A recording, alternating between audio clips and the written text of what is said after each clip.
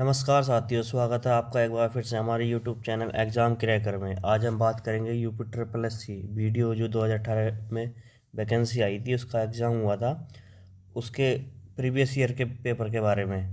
क्योंकि UP triple S C video का exam फिर से होने जा रहा है, इसकी जल्दी ही डेट घोषित की जाएगी। अप्रैल महीने में ये एग्ज़ाम होने की संभावना है।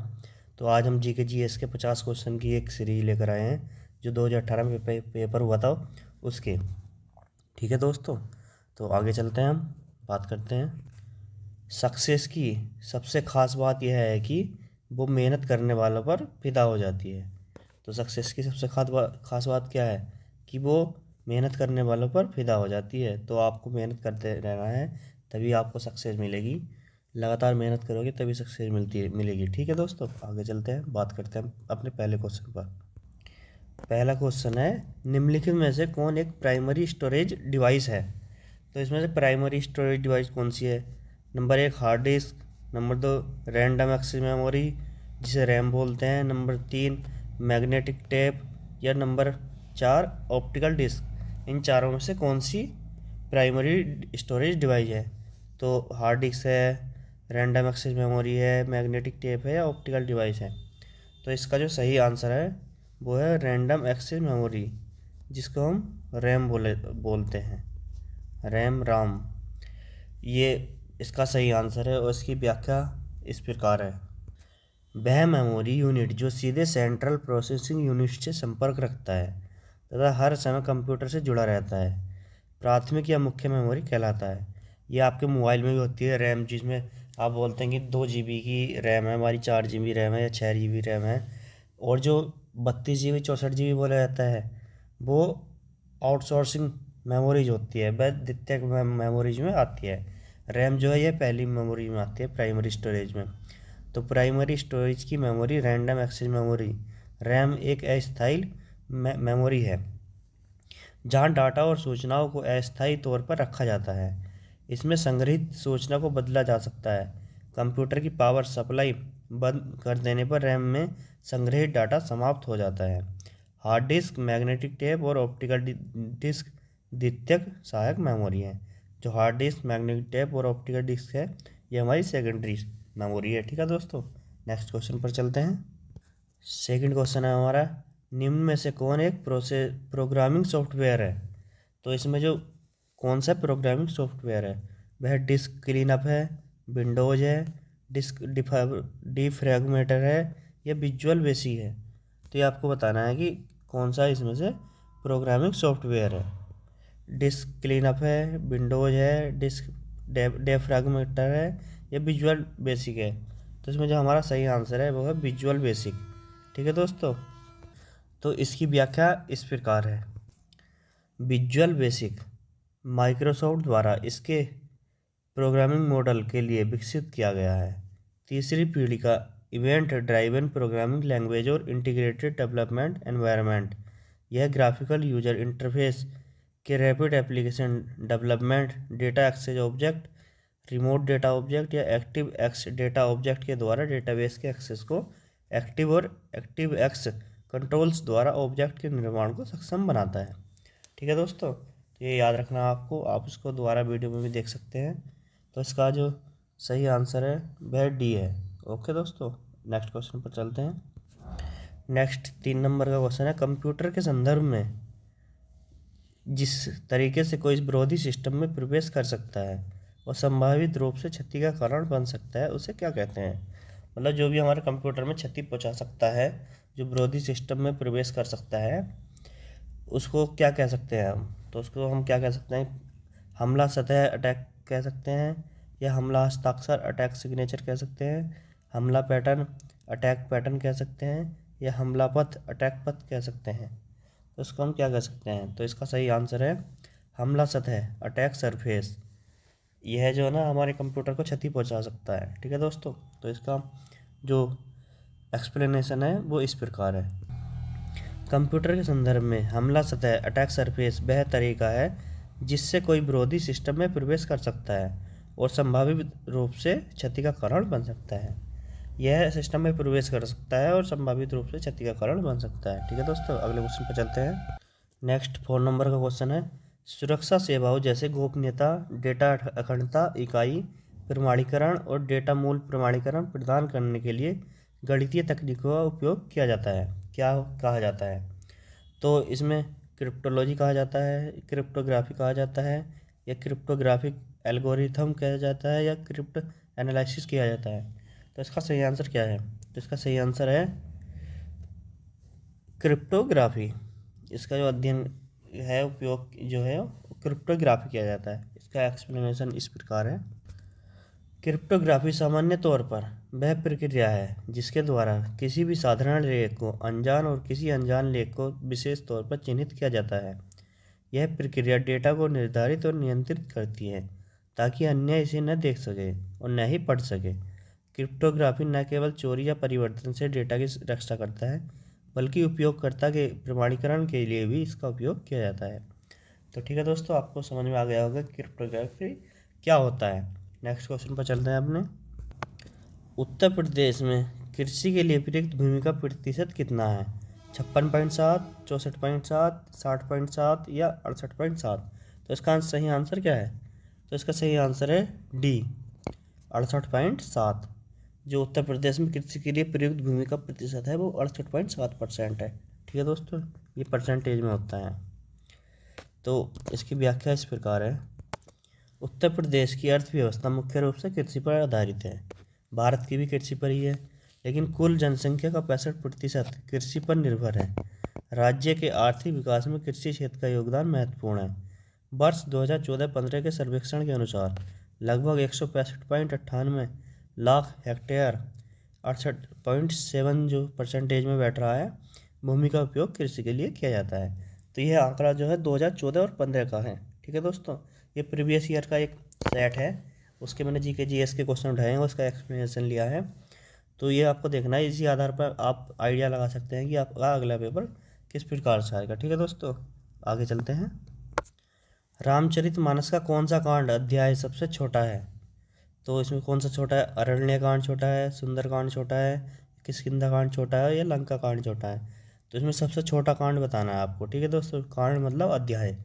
तो रामचरितमानस का ये कौन सा है? तो इसका जो सही आंसर है वह है किष्किंधा कांड।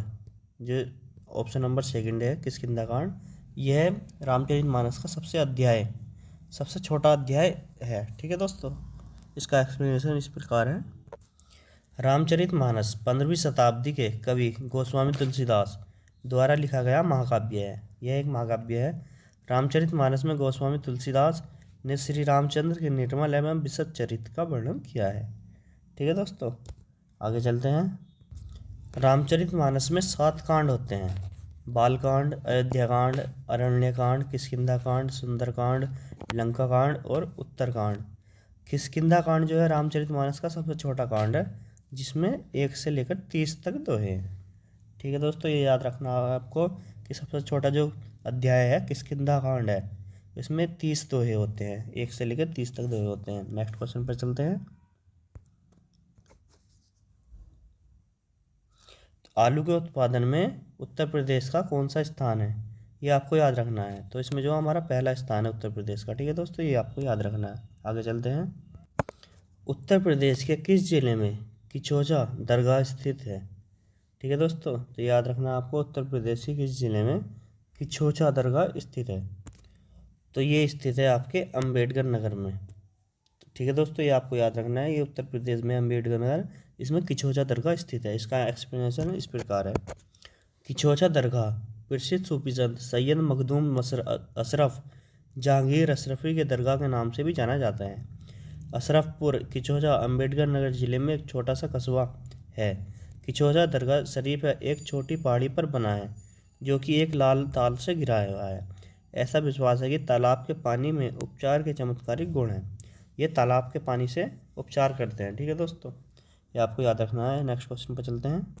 ये हमारा क्वेश्चन है वादक यंत्र से। इसकी मेरी पहली वीडियो भी आप उसको देख सकते हैं, वाद्य यंत्र और उसके वादक। तो ये नेक्स्ट क्वेश्चन उसी से है। ये हर एग्जाम में पूछे जाते हैं, प्रत्येक एग्जाम में बार बार। श्रीमती एन राजम का संबंध निम्नलिखित में किस वाद्य यंत्र से है? तो ये सितार से है, तानपुरा से है, वायलिन से है या बांसुरी से है?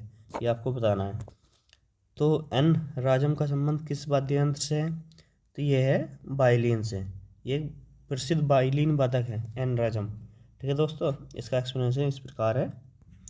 श्रीमती एन राजम एक प्रसिद्ध वायलिन वादक हैं जो हिंदुस्तान शास्त्रीय संगीत परंपरा से संबंधित हैं। एन राजम को भारत सरकार द्वारा वर्ष 2004 में कला के क्षेत्र में पद्म भूषण से सम्मानित किया गया था। तो एन राजम जो है वह एक प्रसिद्ध वायलिन वादक हैं। यह आपको याद रखना है, वो 2004 में इन्हें पद्म भूषण से सम्मानित किया गया था। ठीक है, नेक्स्ट क्वेश्चन पर चलते हैं। ये करंट अफेयर का क्वेश्चन है उस समय का, 2018 में जब एग्जाम हुआ था तो उस समय का करंट अफेयर का क्वेश्चन है। इलाहाबाद में किस वर्ष अगले अर्थ कुंभ का आयोजन किया जाना है? तो ये 2019 में किया जाना है, मतलब हो चुका है। ये प्रीवियस ईयर का क्वेश्चन है। तो करंट के क्वेश्चन भी आते हैं, तो ये याद रखना आपको कि किस प्रकार से करंट के क्वेश्चन आते हैं। 2019 में अर्थ कुंभ का आयोजन किया गया था। ठीक है, और 2023 में कुंभ की आयोजना बनी है, इसमें कुंभ लगेगा 2023 में। ठीक है दोस्तों, याद रखना आपको। आगे चलते हैं। कुंभ पर्व विश्व का सबसे बड़ा सांस्कृतिक एवं धार्मिक आयोजन है। कुंभ मेला 2019 का आयोजन इलाहाबाद अब प्रयागराज में किया गया, जो 15 जनवरी 2019 से 4 मार्च 2019 के मध्य संपन्न हुआ। कुंभ का शाब्दिक अर्थ अमृत कलश होता है। ये याद रखना आपको, कुंभ का अर्थ क्या होता है? अमृत कलश। इसका आयोजन हरिद्वार, नासिक, उज्जैन और प्रयागराज में होता है। तो 4 जगह पर हमारा कुंभ लगता है, ये 12 साल बाद लगता है। ठीक है दोस्तों, आपको याद रखना है। अगले क्वेश्चन पर चलते हैं। निम्न में से किस अवसर पर सोहर लोकगीत का आयोजन किया जाता है? तो लोक नृत्य की मेरी पिछली वीडियो है, वे आप उसे देख सकते हैं। उसमें सभी राज्यों के लोक नृत्य भी है। ये क्वेश्चन लोक नृत्य से ही बार बार पूछा जाता है, इसलिए मैं प्रीवियस ईयर का सेट लेकर आया हूँ। ठीक है दोस्तों, तो याद रखना है आपको। तो ये सोहर लोकगीत का आयोजन कब किया जाता है, किस अवसर पर किया जाता है? तो यह किया जाता है बच्चे के जन्म पर। ठीक है दोस्तों, यह मुंडन पर नहीं किया जाता, नामकरण पर नहीं किया जाता और विवाह पर नहीं किया जाता है। तो सोहर लोकगीत का आयोजन किया जाता है बच्चे के जन्म पर। ठीक है दोस्तों, याद रखना आपको। तो इसके बारे में एक्सप्लेनेशन देखते हैं। सोहर घर में संतान होने पर गाया जाने वाला मंगल गीत है। इन गीतों में संतान के जन्म, उससे संबंधित कहानियों और उत्सवों के सुंदर वर्णन मिलते हैं। ठीक है दोस्तों, आपको नेक्स्ट क्वेश्चन पर लेकर चलते हैं। लठमार प्रसिद्ध होली, ये लठमार की प्रसिद्ध होली है, उसके लिए निम्न में से कौन सा स्थान प्रसिद्ध है? लठमार होली कहाँ खेली जाती है? वह वृंदावन में खेली जाती है, या गोवर्धन में खेली जाती है, बरसाना में, या गोकुल में? तो लठमार की जो प्रसिद्ध होली है वह खेली जाती है हमारे बरसाना में। ठीक है, जहाँ पर कृष्ण जी के लिए बहुत फेमस है, लठमार होली की जाती है। इसका एक्सप्लेनेशन इस प्रकार है। राधा के जन्म स्थान बरसाना की लठमार होली अपने अनूठे तरीके के लिए विश्व प्रसिद्ध है। बरसाना की लठमार होली भगवान कृष्ण के काल में उनके द्वारा की जाने वाली लीलाओं की पुनरावृत्ति जैसी है। ठीक है, तो ये राधा का जन्म स्थान है बरसाना, यहाँ पर लठमार होली खेली जाती है। तो नेक्स्ट क्वेश्चन पर चलते हैं। मिट्टी की बारात नामक कविता संग्रह के लेखक कौन है? जो मिट्टी की बारात नामक संग्रह है उसका लेखक कौन है? Number 1 Jaishankar Prasad, number 2 Shivmangal Singh Suman, number 3 Madhavi Verma, या मैथिली शरण गुप्त? तो कौन है इसमें? ठीक है दोस्तों, आपको याद रखना है, इसके जो लेखक हैं वह है शिवमंगल सिंह सुमन। सेकंड ऑप्शन इसका सही है तेरे क्वेश्चन का। इसका एक्सप्लेनेशन इस प्रकार है। मिट्टी की बारात हिंदी के विख्यात साहित्यकार शिवमंगल सिंह सुमन द्वारा रचित एक कविता संग्रह है, जिसके लिए उन्हें वर्ष 1974 में साहित्य अकादमी पुरस्कार से सम्मानित किया गया। तो इसे साहित्य अकादमी पुरस्कार कब मिला? 1974 में शिवमंगल सिंह सुमन को। और इनकी जो रचना है वह मिट्टी की बारात है। ठीक है, ये आपको याद रखना है। नेक्स्ट क्वेश्चन पर चलते हैं। निम्न में से किस शहर में सेंट्रल फुटवियर ट्रेनिंग इंस्टीट्यूट है? ठीक है, फुटवियर का तो आपको पता है। सेंट्रल फुटवियर ट्रेनिंग इंस्टीट्यूट कहाँ पर है? तो ये है हमारा आगरा में, उत्तर प्रदेश के आगरा में सेंट्रल फुटवियर ट्रेनिंग इंस्टीट्यूट है। नेक्स्ट क्वेश्चन पर चलते हैं। चोल अभिलेखों के अनुसार जैन सभाओं को दान में दिए जाने वाले भूमि को क्या कहा जाता है? जो चोल थे उसके अभिलेख जो थे उनके अनुसार जैन सभाओं को दान में दिए जाने वाले भूमि को क्या कहा जाता है? तो ये याद रखना आपको, ये कहा जाता है पल्ली छादम। पल्ली छादम है इसका नंबर 3 नंबर क्वेश्चन है। 3 नंबर आंसर है पल्ली छादम। इसको जो भूमि दान में दी जाती थी जैन सभाओं को, उनको पल्ली छादम कहा जाता है। ठीक है दोस्तों, इसका एक्सप्लेनेशन इस प्रकार है। चोल अभिलेखों के अनुसार जैन सभाओं को दान में दिए जाने वाले भूमि को पल्ली छादम कहा जाता था। गैर ब्राह्मणों को दी जाने वाली भूमि को बेलान गवाही कहा जाता था। स्कूलों विद्यालय की व्यवस्था के लिए दान में दी गई भूमि को साला भोगा कहा जाता है। जो साला है ये पाठशाला का साला लिया गया है, साला भोगा कहा जाता है। ब्राह्मणों को दान में दी गई भूमि को ब्रह्मा दिया कहा जाता था, कि ब्रह्मा को दिया। ठीक है दोस्तों, ये याद रखना आपको। नेक्स्ट क्वेश्चन पर चलते हैं। ये हमारे कुछ हिस्ट्री क्वेश्चन आ गए हैं। किस शासक ने भारत में तुगलक वंश की स्थापना रखी? तो ये तो आपको सभी को पता है कि किसने रखी। तो ये रखी थी गियासुद्दीन तुगलक ने।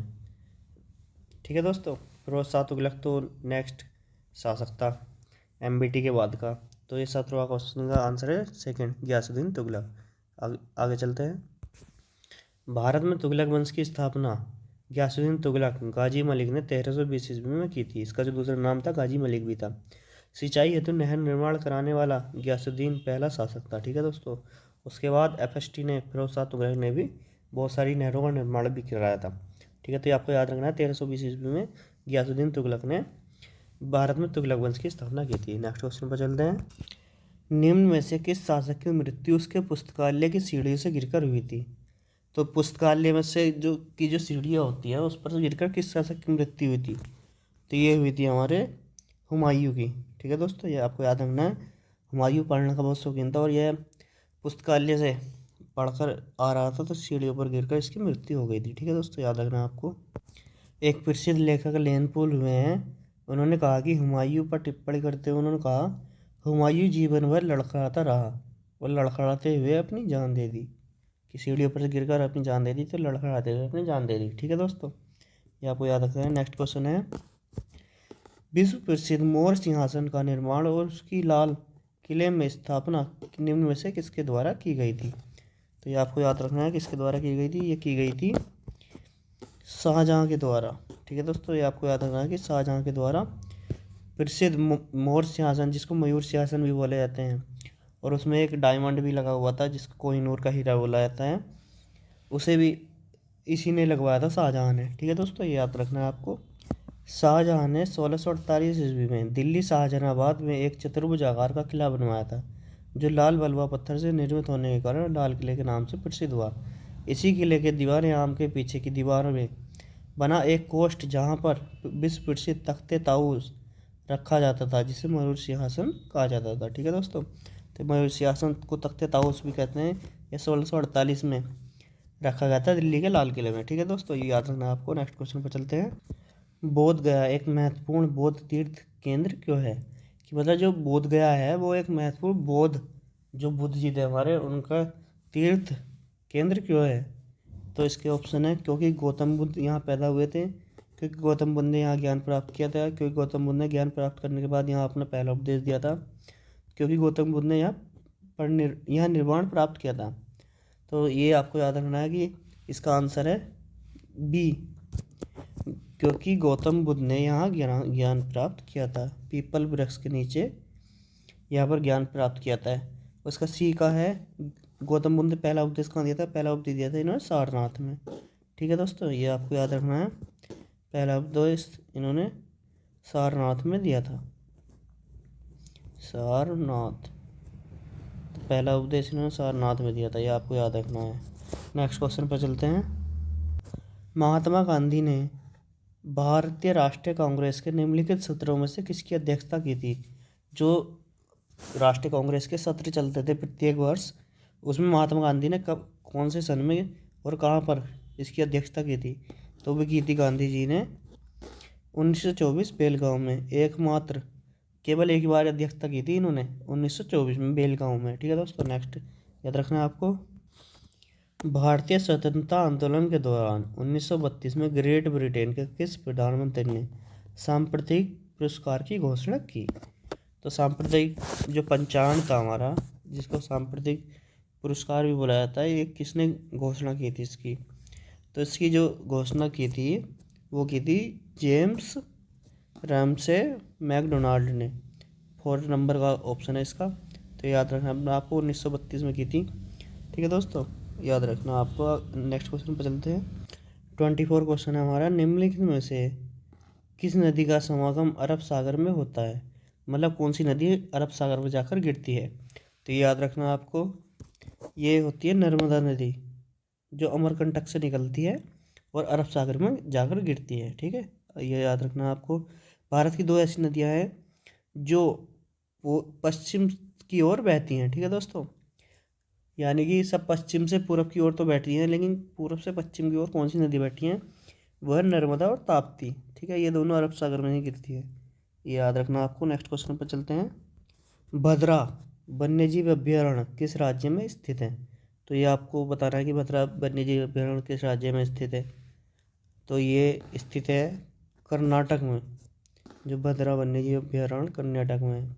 मेरी नेशनल पार्क्स की वीडियो पीछे है, आप जाकर देख सकते हैं, मेरी प्ले लिस्ट बनी हुई है इसी चैनल पर। अगर आप चैनल पर नए हो तो सब्सक्राइब करें और प्ले लिस्ट जाकर देखें, उसमें नेशनल पार्क्स की बहुत ही मज़ेदार वीडियो बनी हुई है जो आपके एग्ज़ाम में हेल्पफुल साबित हो सकती है। ठीक है, नेक्स्ट क्वेश्चन पर चलते हैं। निम्नलिखित में से किस राज्य में भारत में जनसंख्या का घनत्व सबसे कम है? तो ये याद रखना आपको, जनसंख्या घनत्व सबसे कम किस में है? ये 2011 की जनगणना के अनुसार है। ठीक है, ये है अरुणाचल प्रदेश में। सबसे कम घनत्व वाला राज्य अरुणाचल प्रदेश है और सबसे अधिक घनत्व वाला राज्य है बिहार। ठीक है, ये याद रखना आपको। नेक्स्ट क्वेश्चन पर चलते हैं। 27 नंबर का क्वेश्चन है कि डैन्यूब नदी का उद्गम किस देश में है? मतलब यह कहाँ से निकलता है? ठीक है दोस्तों, उद्गम कहाँ से हुआ है इसका, कहाँ पर जाता है? तो डैन्यूब नदी कहाँ पर है? डैन्यूब नदी है आपकी जर्मनी में। ठीक है, ये याद रखना आपको, जर्मनी में डैन्यूब नदी है। इसका एक्सप्लेनेशन इस प्रकार है। डैन्यूब नदी मध्य यूरोप में बहने वाली एक नदी है। यह जर्मनी के काले वन के पहाड़ों में स्थित दोनाउ सिंगम कस्बे के पास शुरू होती है और फिर दक्षिण पूर्व को बहती है। डैन्यूब नदी 10 देशों से गुजरती है। Germany, Austria, Slovakia, Hungary, Croatia, Serbia, Bulgaria, Moldova, Ukraine और रोमानिया। वोल्गा नदी के बाद डैन्यूब यूरोप की दूसरी सबसे लंबी नदी है। ठीक है दोस्तों, याद रखना आपको डैन्यूब नदी के बारे में। ये जर्मनी से निकलती है और ये 10 देशों में बहती है। ठीक है, क्षेत्रफल के आधार पर सबसे बड़ा महाद्वीप कौन सा है? तो ये याद रखना आपको, सबसे बड़ा महाद्वीप कौन सा क्षेत्रफल के आधार पर? यह आपका एशिया, जिसमें भारत देश भी शामिल है। ठीक है, चीन भी शामिल है इसमें। तो ये आपको याद रखना है कि क्षेत्रफल के आधार पर सबसे बड़ा महाद्वीप एशिया है। नेक्स्ट चलते हैं। चमेरा बांध किस नदी पर बनाया गया है? तो चमेरा बांध बनाया गया है रावी नदी पर। इसका एक्सप्लेनेशन इस प्रकार है। चमेरा बांध हिमाचल प्रदेश के चंबा जिले में स्थित है। यह रावी नदी पर बनाया गया है। इस परियोजना के द्वारा लगभग 1100 मेगावाट ऊर्जा उत्पादन किया जाता है। ठीक है दोस्तों, इससे ऊर्जा उत्पादन भी किया जाता है। तो यह याद रखना आपको। तो ये चमेरा नदी पर बना हुआ है, चमेरा बांध रावी नदी पर। ठीक है दोस्तों, आपको याद रखना है। गैलरेस ज्वालामुखी किस देश में स्थित है? तो जो गैलरेस ज्वालामुखी है ये किस देश में स्थित है? तो ये याद रखना आपको, ये है कोलंबिया में स्थित। ठीक है, गैलरेस ज्वालामुखी कोलंबिया में स्थित है, ये याद रखना आपको। नेक्स्ट क्वेश्चन पर चलते हैं। थोसेघर वाटरफॉल किस राज्य में स्थित है? तो थोसेघर वाटरफॉल जो है वह कौन किस राज्य में स्थित है ये आपको बताना है। तो वह है महाराष्ट्र में स्थित। थोसेघर जो वाटरफॉल है वह महाराष्ट्र में स्थित है, ये आपको याद रखना है। ठीक है दोस्तों, आगे चलते हैं। ये कुछ क्वेश्चन पॉलिटी के आ गए हैं। तो पहला क्वेश्चन है, भारत के संविधान के अनुच्छेद 243 आई के अनुसार पंचायतों की वित्तीय स्थिति की समीक्षा के लिए वित्त आयोग का गठन कब किया गया था? मतलब कब किया जाता है? तो ये ऑप्शन इस प्रकार हैं। हर वर्ष, हर छठे वर्ष की समाप्ति पर, हर पाँचवें वर्ष की समाप्ति पर, हर दूसरे वर्ष की समाप्ति पर, या हर तीसरे वर्ष की समाप्ति पर। हर का मतलब है प्रत्येक। तो ये आपको बताना है 34 का आंसर। तो 34 का आंसर है प्रत्येक 5वें वर्ष की समाप्ति पर। ऑप्शन नंबर बी इसका सही आंसर है। हर 5वें वर्ष की समाप्ति पर अनुच्छेद 243 आई के अनुसार पंचायती की वित्तीय स्थिति की समीक्षा के लिए वित्त आयोग का गठन किया जाता है। ठीक है दोस्तों, याद रखना आपको। नेक्स्ट क्वेश्चन पर चलते हैं। 35 क्वेश्चन है कि भारत के संविधान डैश के अनुसार राष्ट्रपति के पास अध्यादेश जारी करने की शक्ति है। तो इसके ऑप्शन इस प्रकार है। अनुच्छेद 123, अनुच्छेद 121, अनुच्छेद 125 या अनुच्छेद 127। तो किस अनुच्छेद के अनुसार राष्ट्रपति अध्यादेश जारी कर सकता है? तो ये याद रखना है आपको। अनुच्छेद 123 आर्टिकल जो 123 है, इसके अनुसार भारत का राष्ट्रपति अध्यादेश जारी कर सकता है। ठीक है दोस्तों, ये आपको याद रखना है। नेक्स्ट क्वेश्चन पे चलते हैं, ये इसका एक्सप्लेनेशन देखते हैं इस बार एक बार। भारत के संविधान का अनुच्छेद 123 राष्ट्रपति को किसी भी विषय पर अध्यादेश जारी करने का विशेषाधिकार देता है। राष्ट्रपति ऐसे समय में अध्यादेश पारित कर सकते हैं जब संसद सत्र में ना न हो, लेकिन विषय इतना गंभीर हो और अनिवार्य होना चाहिए जिसे संसद सत्र के शुरू होने तक टाला ना जा सके। मतलब कोई विषय है, अर्जेंट है, इमरजेंसी में है, अध्यादेश जारी करना है, तो राष्ट्रपति अध्यादेश पारित कर सकता है। और यह कब करता है? जब संसद सत्र में ना हो, कि संसद के तीनों सत्र नहीं चल रहे हो। ठीक है दोस्तों, याद रखना आपको। नेक्स्ट क्वेश्चन पर चलते हैं। राज्यसभा के मनोनीत सदस्यों की कुल संख्या क्या है? तो राज्यसभा में जो मनोनीत सदस्य होते हैं वह कितने हैं? तो उनकी संख्या है 12। ठीक है दोस्तों। और लोकसभा में जो मनोनीत सदस्य होते थे, एंग्लो इंडियन जो होते थे, वो होते थे 2, लेकिन अब उनको समाप्त कर दिया गया है। उनकी सीटें तो है लेकिन अब उनको चुनते नहीं हैं। ठीक है दोस्तों। नेक्स्ट क्वेश्चन पर चलते हैं। डैश को विधानसभा का सत्र सत्रावसान करने की शक्ति होती है? तो विधानसभा का सत्र कौन सत्रावसान कर सकता है? तो वह कर सकता है राज्यपाल। ठीक है दोस्तों, वह आपका राज्यपाल कर सकता है। तो इसका एक्सप्लेनेशन इस प्रकार है। भारतीय संविधान के अनुच्छेद 174 के अनुसार, ठीक है दोस्तों, आपको याद रखना है कि अनुच्छेद 174 के अनुसार विधानसभा का सत्र आहूत या सत्रावसान या विघटन करने की शक्ति राज्यपाल में निहित होती है। किसी भी सत्र की अंतिम बैठक और आगामी सत्र की प्रथम बैठक के लिए नियत तारीख के बीच 6 माह से अधिक का अंतर नहीं होना चाहिए। मतलब 2 बैठक के बीच में 6 महीने से अधिक का अंतर नहीं होना चाहिए। विधानसभा के प्रत्येक सत्र की प्रथम बैठक राष्ट्रगान से प्रारंभ होती है और सत्र की अंतिम बैठक राष्ट्रगीत से समाप्त होती है। ठीक है, जो प्रथम बैठक है वो राष्ट्रगान से प्रारंभ होगी और अंतिम बैठक जो होगी वो राष्ट्रगीत से प्रारंभ होगी। ठीक है दोस्तों, आपको याद रखना है। नेक्स्ट क्वेश्चन पर चलते हैं। प्रथम मोबाइल ओपन एक्सचेंज जोन का उद्घाटन कहाँ किया गया है? तो ये करंट अफेयर का एक क्वेश्चन है। तो ये कहाँ किया गया है ये आपको बताना है। ये किया गया है उत्तर प्रदेश के नोएडा में स्थित। ठीक है दोस्तों, प्रथम mobile open exchange zone Noida Uttar Pradesh में जो स्थित है उसमें किया गया है। इसका एक्सप्लेनेशन देखिए दोस्तों। उत्तर प्रदेश के नोएडा में देश के पहले मोबाइल ओपन एक्सचेंज जोन का उद्घाटन किया गया है। मोबाइल ओपन एक्सचेंज मोबाइल उद्योग के लिए समर्पित पारिस्थितिक तंत्र होगा जो मोबाइल निर्माताओं, अनुसंधानों और विकास और संबंध उद्योगों को एकीकृत मंच प्रदान करेगा। मतलब एक ही मंच पर ले आएगा। ठीक है दोस्तों, याद रखना आपको, नोएडा में किया गया है। तो अगले क्वेश्चन पर चलते हैं हम। 39 क्वेश्चन है हमारा। 2018 के eighty Kirni FDI confidence index में भारत का स्थान क्या था? तो जो FDI कॉन्फिडेंस इंडेक्स था एंटी कोरनी का 2018 के अनुसार, उसको भारत का स्थान कौन सा था? तो ये था आपका, इसका सही आंसर जो है वह 11वां स्थान था भारत का। ठीक है दोस्तों, आपको याद रखना है। इसका एक्सप्लेनेशन इस प्रकार है। तो नेक्स्ट क्वेश्चन है आपका। केंद्रीय मंत्रिमंडल ने क्षेत्रीय ग्रामीण बैंकों RRB के पुनर्पूंजीकरण की योजना को तक विस्तार की मंजूरी दे दी है। तो ये 2018 के अनुसार करंट का ऑप्शन है, क्वेश्चन है। तो इसका आंसर है 2020 तक। ठीक है दोस्तों, जो RRBs होते हैं हमारे क्षेत्रीय ग्रामीण बैंक होते हैं, जो हमारे ग्रामीणों के डेवलपमेंट के लिए उत्तरदायी होते हैं, उसकी जो विस्तार पुनर्पूंजीकरण का योजना है, इसका विस्तार 2020 तक कर दिया गया है। ठीक है दोस्तों, याद रखना है आपको। प्रधानमंत्री नरेंद्र मोदी की अध्यक्षता में केंद्रीय मंत्रिमंडल ने क्षेत्रीय ग्रामीण बैंक RRB के पुनर्पूंजीकरण की योजना को अगले 3 वर्ष यानी 2019-20 तक विस्तार की मंजूरी दे दी है। इससे RRB को न्यूनतम निर्धारित पूंजी से जोखिम भारित परिसंपत्तियों के अनुपात CRAR जो होता है को 9% तक बनाए रखने में सक्षम होगा। तो किसकी अध्यक्षता में किया गया था? ये प्रधानमंत्री नरेंद्र मोदी जी की अध्यक्षता में किया गया था। ठीक है दोस्तों, 2019-20 तक इसका विस्तार कर दिया गया है, या याद रखना आपको। नेक्स्ट क्वेश्चन है। विश्व बाघ दिवस वर्ल्ड टाइगर डे कब मनाया जाता है? तो वर्ल्ड टाइगर डे कब मनाया जाए? ये मनाया जाता है 29 जुलाई को। ठीक है दोस्तों, याद रखना आपको, वर्ल्ड टाइगर डे 29 जुलाई को बनाया जाता है। और टाइगर प्रोजेक्ट कब आया था? यह आया था 1973 में। ठीक है दोस्तों, आपको याद रखना है। भारत का पहला वैश्विक गतिशीलता शिखर सम्मेलन ग्लोबल मोबिलिटी समिट कहाँ आयोजित किया गया था?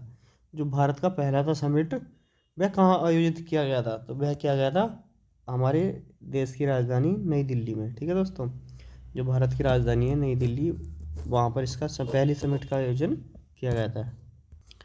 निम्नलिखित सरकारों में से किसने सूर्य शक्ति किसान योजना का प्रारंभ किया है? तो सूर्य शक्ति किसान योजना ये आपको याद रखनी है, मोस्ट इम्पोर्टेंट है। ये इस एग्ज़ाम में भी पूछी जा सकती है, सूर्य शक्ति किसान योजना। तो इसका जो आयोजन किसने किया है?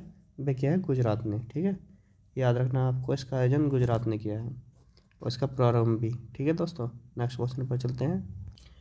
हरियाणा सरकार द्वारा अपने पंचायतों को स्टार रैंकिंग देने के लिए शुरू की गई 7 सितारा ग्राम पंचायत इंद्रधनुष योजना कितने सामाजिक मानकों पर आधारित है? तो इसमें भी कई सारे क्वेश्चन ये याद रखना आपको। इंद्रधनुष योजना किसने, ग्राम पंचायत इंद्रधनुष योजना किसने स्टार्ट की है? हरियाणा ने। ठीक है, ये कितने सितारा है? 7 सितारा। ठीक है, और कितने सामाजिक मानदंडों पर, मानकों पर आधारित है ये? तो ये आधारित है आपकी 7 मानदंडों पर ये आधारित है, मानकों पर। ठीक है, 44वें का 7 सितारा है, 7 मानदंडों पर आधारित है और ग्राम पंचायत इंद्रधनुष योजना है जो हरियाणा सरकार ने स्टार्ट की है। ठीक है दोस्तों, नेक्स्ट क्वेश्चन पर चलते हैं। तेलंगाना पुलिस ने राज्य के पूरे पुलिस विभाग के व्यावसायिक संचार और सहयोग की ज़रूरत का समर्थन करने के लिए मोबाइल एप्लीकेशन लॉन्च किया है। तो एक मोबाइल एप्लीकेशन लॉन्च किया है तेलंगाना सरकार ने, जो राज्य के पूरे पुलिस विभाग के व्यवसाय संचार और सहयोग की ज़रूरतों का समर्थन करता है। ठीक है दोस्तों, तो इसका सही आंसर है COP कनेक्ट। ठीक है दोस्तों, ये आपको याद रखना है। तो इसका एक्सप्लेनेशन इस प्रकार है। तो इस ऐप में नियमित मोबाइल मैसेजिंग ऐप के सभी फीचर हैं और यह chatting, group chats, file sharing और लोकेशन शेयरिंग के लिए सक्षम है। यह राज्य के 31 जिलों में 60,000 से अधिक पुलिस बलों को जोड़ने में मदद करेगा। ठीक है, तो COP कनेक्ट किसने स्टार्ट किया है? ये किया है तेलंगाना ने। ठीक है दोस्तों, याद रखना है आपको। हाल ही में निम्नलिखित में किसको त्रिपुरा का राज्यपाल घोषित किया गया है? जो त्रिपुरा का राज्यपाल है वह किसको घोषित किया गया है? तो ये घोषित किया गया है क्वीन अनानास को। ऑप्शन नंबर ए इसका सही है, क्वीन अनानास। ठीक है दोस्तों, याद रखना आपको। नेक्स्ट क्वेश्चन पर चलते हैं। नाबार्ड का विस्तृत रूप क्या है? तो नाबार्ड जो है हमारा ग्रामीण संस्था है, मतलब ये ग्रामीणों का विकास कराता है। ठीक है दोस्तों, तो इसका जो फुल फॉर्म है वो क्या है? तो इसका सही आंसर है option number B, national bank for agriculture and rural development. मतलब ग्रामीण विकास के लिए और कृषि के लिए नेशनल बैंक है। ठीक है दोस्तों, तो इसके बारे में थोड़ा हम जान लेते हैं। नाबार्ड का पूरा नाम राष्ट्रीय कृषि और ग्रामीण विकास है, जिसको national bank for agriculture and rural development कहते हैं। इस बैंक की स्थापना ग्रामीण क्षेत्रों के विकास के लिए की गई थी।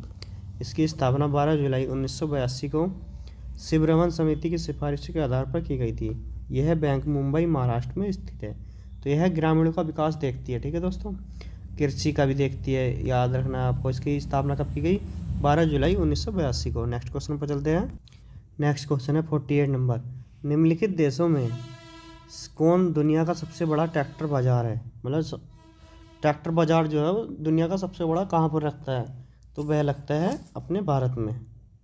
भारत का जो होशियारपुर है पंजाब का, वहाँ पर सबसे बड़ा प्लांट भी लगा हुआ है ट्रैक्टर का। ठीक है दोस्तों, नेक्स्ट क्वेश्चन पर चलते हैं। तो नेक्स्ट सेकंड लास्ट क्वेश्चन है हमारा 49 नंबर का। 27 से 29 सितंबर 2018 के दौरान Annapurna world of food India के 13वें संस्करण का आयोजन किस शहर में किया जाएगा? तो याद रखना आपको, किस शहर में किया जाएगा? 2018 का करंट का क्वेश्चन है ये किया जाएगा मुंबई में, मतलब मुंबई में किया जा चुका है। ठीक है दोस्तों, 2018 के दौरान। तो नेक्स्ट क्वेश्चन पर चलते हैं। नेक्स्ट है 2017-18 के अनुसार निम्नलिखित में कौन सा देश दुनिया का सबसे बड़ा दुग्ध उत्पादक देश है? ठीक है, तो सबसे ज़्यादा दूध कहाँ पर होता है?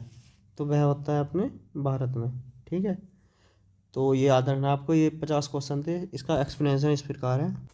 वर्ष 2017-18 के दौरान भारत दुनिया का सबसे बड़ा दुग्ध उत्पादक था। भारत में वर्ष 2017-18 के दौरान दुग्ध उत्पादन विगत वर्ष 2016-17 की अपेक्षा 6.6% बढ़कर 17.63 करोड़ टन रहा। विजन 2022 दस्तावेज के अनुसार वर्ष 2021-22 तक दूध उत्पादन 25.45 करोड़ टन रहने का अनुमान है। भारत के बाद अमेरिका फिर चीन का नंबर आता है। 1 जून को विश्व दुग्ध दिवस भी मनाया जाता है। ठीक है दोस्तों, तो याद रखना 1 जून को विश्व दुग्ध दिवस मनाया जाता है। सबसे ज़्यादा दूध भारत में होता है, उसके बाद सेकंड नंबर पर अमेरिका और थर्ड नंबर पर चाइना आता है। ठीक है दोस्तों, तो ये 50 क्वेश्चन थे हमारे। तो आगे चलते हैं। तो आज की वीडियो में दोस्तों इतना ही था। अगर आपको वीडियो अच्छी लगी हो तो वीडियो को लाइक करें, शेयर करें, और अगर आप हमारे चैनल पर नए हैं तो हमारे चैनल को सब्सक्राइब करें और बेल आइकन दबाना ना भूलें, जिससे आपको हमारी सारी अपडेट मिलती रहे। ठीक है दोस्तों, तो हमारे चैनल का लोगो इस प्रकार है। ये हमारा चैनल है, इसमें एग्ज़ाम क्रैकर लिखा हुआ है। इसमें एग्ज़ाम के बीच आगे अंडरस्कोर है और लास्ट में $R है। ये आपको ध्यान रखना है। अगर आप सर्च करते हैं तो पहले नंबर पर ही आ जाएगा। ठीक है दोस्तों, तो एग्ज़ाम क्रैकर पढ़ो तो दिल से। आज की वीडियो में इतना ही था। जय हिंद, जय भारत, वंदे मातरम।